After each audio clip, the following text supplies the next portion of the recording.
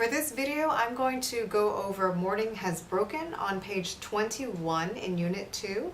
And this first example I'm going to harmonize as it's written in the key of C.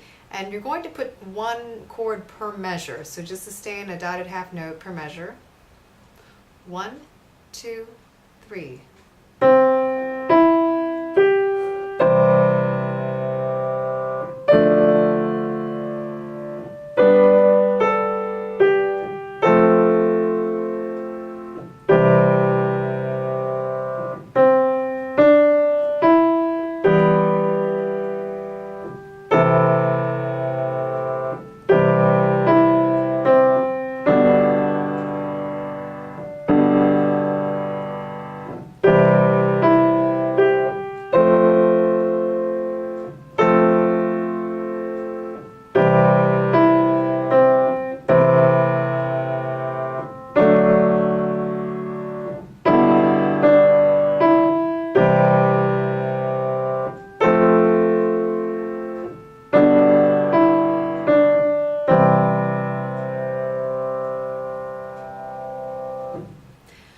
The chords that we're using in this example are in basic major minor triads, and right now all of the chords are written in root position, i.e. the letter that you're seeing on the page is the lowest note of the chord.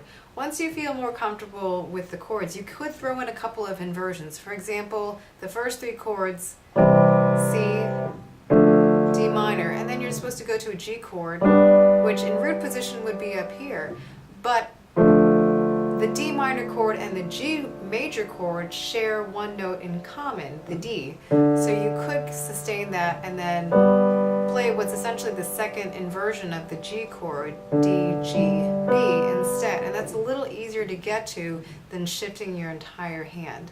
But it's really up to you. At this point, if you're more comfortable with root chords, root position chords, just stick to root position chords. I'm going to play through the example again with all root position chords. 1, 2, 3.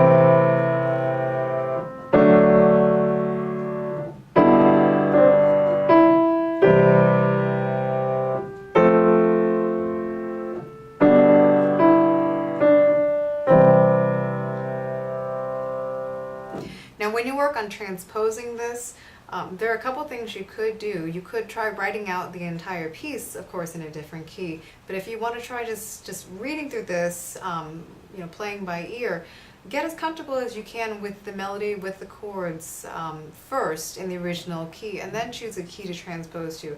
Obviously, one of the easier keys to transpose to is simply to go up a whole step to the key of D. You don't have to worry about shifting up or shifting down a great deal. If you go down a whole step to the key of B, you're going to run into, of course, a few more sharps. So it isn't necessarily a bad thing. It should all technically sound the same. If you go down another half step, you run into a couple of flats, which again is not a bad thing. It's just fingering might be a little bit more awkward since you're starting on a B flat chord instead. So for example, if you're starting on the key of D, just think everything shifts up a whole step. So your melody now starts with a D major arpeggio instead of the C major arpeggio. The fingerings should theoretically be the same to make life easier. If you discover though that you'd rather finger it a different way because simply of the black keys or the white keys that you run into, that's perfectly fine. The first chord in the key of D obviously would be a D major chord followed by an E minor chord since that is just another whole step up from D minor.